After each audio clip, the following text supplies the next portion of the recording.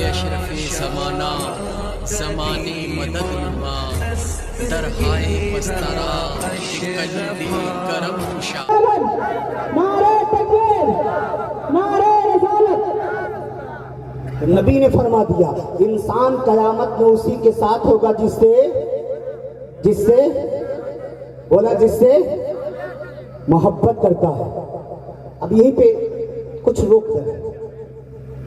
नबी की प्यारी प्यारी हदीस है, कयामत में इंसान उसी के साथ होगा जिससे प्यार करता है। अब अफसोस उस इंसान के लिए है जो कुरान की तिलावत से मोहब्बत नहीं करता, लेकिन मोबाइल में फिल्म और गाने से मोहब्बत करता है। उन बहनों को सोचना चाहिए जो नकल उतारती हैं तो फिल्मी दुनिया के किसी तबाए पर नाचने वाले की नकल को उतारती। उन नौजवानों को सोचना चाहिए जो अपने सर का बाल किसी अल्लाह वाले के नक्शे कदम पर नहीं बल्कि फिल्मिया दुनिया वालों के गुंडों की तरफ बाल रखते। बेशक आज हमारे नौजवान का हाल क्या है? बाल 2 तल्ला 3 तल्ला, आए रे अल्लाह। क्यों यूं स्टैचू बनाया है। यहां से बाल कटा था, यहां पहले कुछ दिन पहले बीमारी चली थी गजनी की, यूं उसके बाद टकला बनना शुरू हो गया, उसके बाद 2 तल्ला 3 तल्ला मुर्गा कट। अरे हमारा नौजवान अब ये मुर्गा कट लेकर जाएगा कहां? नबी फरमाते जिससे प्यार करता उसी के साथ, जिससे मोहब्बत करता उसी के साथ। अब जो नौजवान शराब पीता है वो शराब के साथ, जो जुआ खेलता है जुए के साथ, जो फिल्म देखता है फिल्म के साथ, जो गाना सुनता है गाने के साथ, जो ड्रामा देखता है ड्रामे के साथ। मेरी माँ मेरी बहनों, गोद में बच्चा है, जबान से तुम गाने गा रही हो, गोद में बच्चा है। ऐ मेरी बहनों, अगर किसी के घर रत जग्गा है, किसी के घर रत जग्गा है तो मत पूछे घर का हाल। घर की औरतें इतना नाचती हैं कि शैतान भी शर्मा जाए। क्यों नहीं नाच रही है? इलाके में रवाज है कि नहीं है? अरे बाप, एक जगह मैं प्रोग्राम में जा रहा था, सुनिएगा। प्रोग्राम में जा रहा था, लगभग 70-80 किलोमीटर दूर मोटरसाइकिल से जा रहा था। एक मौलाना साहब मिसबाई साहब गाड़ी चला रहे थे, मैं पीछे बैठा था और आगे निकला तो मैंने देखा बारात की तैयारी है, बारात जाने वाली है। दूर ही से मैं देख लिया क्योंकि मैं गाड़ी बैठा था, चला नहीं रहा था। मेरे दोस्त गाड़ी चला रहे थे, मैंने कहा हजरत थोड़ा गाड़ी रोक दे। बिल्कुल जहां ऑर्केस्ट्रा पे तवाइफ नाच रही थी उसी के करीब मैंने कहा गाड़ी रोक दे। अब मिसबाई साहब एकदम बौखला गए। माशुकीन साहब अभी तो स्टेज पे जाकर खूब चिल्लाएंगे, खूब बोलेंगे, खूब डांटेंगे, खूब फतरे पे फतरे का बरसात करेंगे, और यहाँ पे का ऑर्केस्ट्रा रोकने के लिए गाड़ी रोक रहा है क्या? हमने कहा नहीं यार, मैं ऑर्केस्ट्रा नहीं देखूंगा, आपको एक चीज दिखाना चाहता हूँ। काका वही तवाइफ नचनिया के नाना हमने मुझ देखी है यार, आपको बड़ी प्यारी चीज दिखा रहा हूँ अजूबा। क्या? हमने कहा उधर देखे, उधर बिल्कुल ऑर्केस्ट्रा के सामने। अब जैसे उधर देखे मौलाना साहब इतना जोर से हंसे कि लगा अब गाड़ी गिरने वाली है। इतना जोर से हंसे, कंट्रोल से बाहर, हंसी रुक नहीं रही है। हमने कहा क्या देख लिए?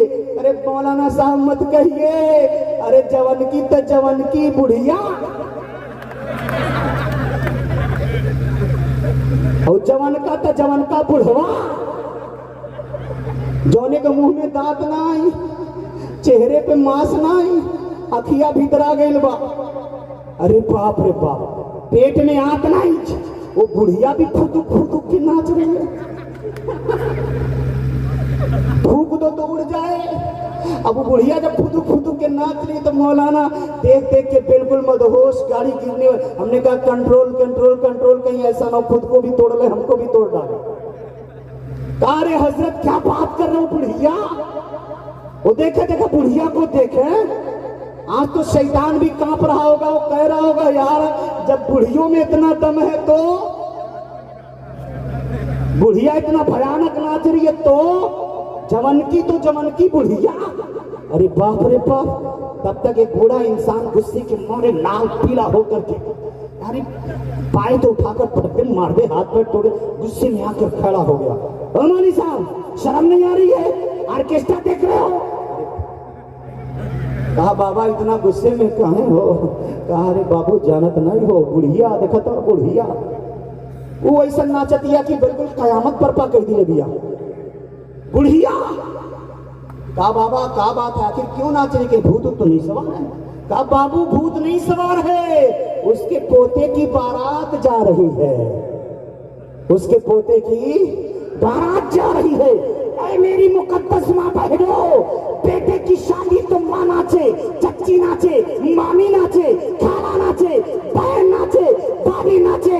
मैं कहना चाहूंगा कि बेटे की शादी हो तो नाच ना करो, बल्कि कमाल अख्तर जैसे नबी की नात पढ़ने वाले शायर को बुला करके नाच ना कराओ।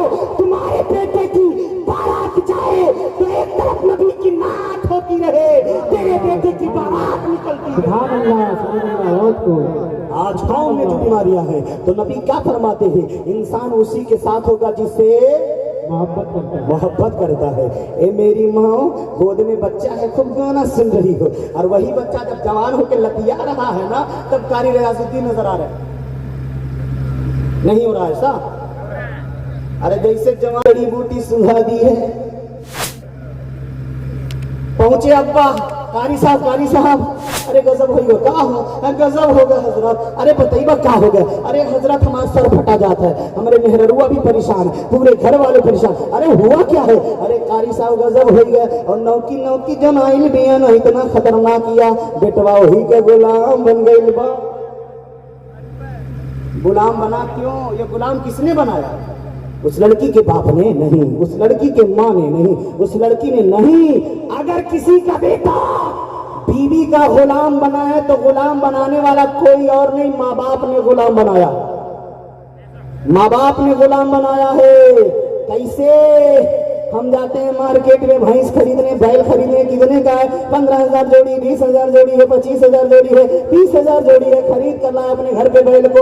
अब बताओ, घर का जो मालिक बैल खरीदा है वो बैल का मालिक हुआ कि नहीं है? अब वो जब चाहेगा खेत में ले जाएगा, जब चाहेगा खलियान में ले जाएगा। जिसने खरीदा है अब उसका मालिक है। इसी तरह से जब लड़की के बाप ने लड़के के बाप से उसके लड़के को 1 लाख में, 2 लाख में, 3 लाख में, 4 लाख में खरीदा है, तो गुलाम किसका होगा? जिसने खरीदा उसका ना होगा। तो जब पप्पा ने खुद बच्चे को बेच दिया तो वो गुलाम बाप का नहीं, माँ का नहीं, बल्कि जिसके हाथ पे बिका है वो लड़का उसका गुलाम होगा। अगर इंसान चाहता है कि मेरा बेटा मेरा फरमा बरदार बनकर रहे, तो अपने बेटे को बेचना नहीं, बल्कि नबी की सुन्नत के मुताबिक शादियां करो। जो बहू आपके घर में आएगी, आपके घर को जन्नत का नमूना बना के रखेगी। जी इंशाल्लाह घबराएंगे नहीं ना आप लोग? हजरत एक कहे कि पूछ लीजिए, भागेंगे लोग नहीं ना? बतिया हमारी समझ में आ रही कि नहीं? ऐसा नहीं ना को बाउंसर जा रहा हो, हाँ माशाल्लाह क्या बात है। तो छक्के को कैच करना तो बहुत बड़े पहलवान हो जाए। चलिए मैं लगा रहा हूँ, आप कैच करें, ठीक है ना? लेकिन कैच करके छोड़िएगा नहीं, बल्कि जिंदगी के लिए नमूने जिंदगी बना लीजिएगा। एक बार दुरूद पाक पढ़ना, अल्लाहुम्मा सल्ली अला सय्यिदिना शफीइना हबीबिना मौलाना मुहम्मदिन बारिक सल्लल्लाहु अलैहि वसल्लम अलैका या रसूलल्लाह सल्लल्लाहु अलैहि वसल्लम। यही अपने मुल्क में चलते हैं, मुल्क में चलते हैं, बहुत दूर नहीं, कुछ दूर पे, लगभग 300-350 किलोमीटर दूरी पे चलते हैं। इस वक्त बड़े जोर पे मेला भी चल रहा है। कहाँ का कोई बता सकता है? बहराइच शरीफ का। कहाँ का? बहराइच शरीफ का मेला चल रहा, बड़ा जबरदस्त, जेठ का मेला जिसे कहते हैं। जब मैं बहराइच शरीफ में पढ़ रहा था, 7 साल तक मैंने बहराइच शरीफ में तालीम हासिल की। 7 साल बहराइच शरीफ। सन 2002 की बात है, याद रखिएगा। कब की बात है? सन 2002। माशाअल्लाह, सन 2002 की बात है। मैं उस वक्त पढ़ रहा था, मेरी फरागत हुई है 2004 में। हजरत के सामने मैं इनका बच्चा हूं। मेरी उम्र 39 साल। 39 साल का मैं हूं, कोई बूढ़ा नहीं हो गया हूं, बिल्कुल आपके माँ बहन आपके जैसा मैं भी क्या हूं, जवान माशाल्लाह, समझ गए मेरे भाई। तो मेरी उम्र अभी 39 साल, 2002 की बात है। बहराइच शरीफ की सरजमीन पर रजबुल मुरज्जब है, 14 तारीख है, 14 रजबुल मुरज्जब को सैयद सालार मसूद गाजी का उर्स होता है। इस वक्त जो होता है ये मेला लगता है, लेकिन 14 रजब को आपका उर्स होता है। सैयद सालार मसूद गाजी रज़ी अल्लाह तआला अन्हु है एक दीवाना, एक प्यारा, बहुत जबरदस्त बात, जबरदस्त कारनामा, जबरदस्त एक करामत मैं आपको बता रहा हूं। हजरत सैयद सालार मसूद गाजी रज़ी अल्लाह तआला अन्हु की बारगाह में 2002 की बात है, एक औरत आती है। वो औरत मुसलमान नहीं, गैर मुस्लिम औरत, और शहर बहराइच से लगभग 30, 35, 40 किलोमीटर दूर की रहने वाली थी। गांव का नाम भी बता देना, एक शहर है इकौना। इकौना शहर के अतराफ के देहात की रहने वाली एक औरत है, गैर मुस्लिम औरत ही अपने शौहर के साथ मजार गाजी पे हाजिरी देती है। हाजिरी देने के बाद जाकर मजार की चादर को पकड़कर कहती, हुजूर गाजी मियाँ, मैंने सुना है आप बड़े दयालु हैं, मैंने सुना है आप बड़े कृपालु हैं, आप बहुत जबरदस्त कृपा करते हैं। आपकी बारगाह में जो भी आता है आप उसके मजहब को, ईमान को, अकीदे को, धर्म को नहीं देखते, बल्कि जो जिस मोहब्बत से आता है उसकी मोहब्बत को कबूल करके जो आपकी बारगाह में फरियादें लेकर के आता, आप उसकी फरियाद को सुनते हैं, उसकी मदद करते हैं। मेरे गाजी मियाँ, बाले मियाँ, एक करम कर दें, मैं मुसलमान नहीं हूँ, मैं गैर मुस्लिम औरत हूँ, मैं हिंदुआनी औरत हूँ, मेरे आका, मेरे गाजी, मेरे करम फरमा दें। आज 15 साल का जमाना गुजर गया, लेकिन मेरी गोद में कोई फूल नहीं खिला, यानी कि मैं अब तक लावलद हूँ, किसी बच्ची या किसी बच्चे की अब तक मैं मां नहीं बनी हूँ। मेरे गाजी करम कर दे, चादर को पकड़ी है, दुआ मांग रही है, मेरे गाजी करम कर दे, अगर मेरे यहाँ कोई बच्चा या किसी भी शक्ल में, चाहे लड़की चाहे लड़का पैदा हो जाए, मैं आपसे वादा करती हूँ मैं आपको अपनी जबान तोहफे में दे दूंगी।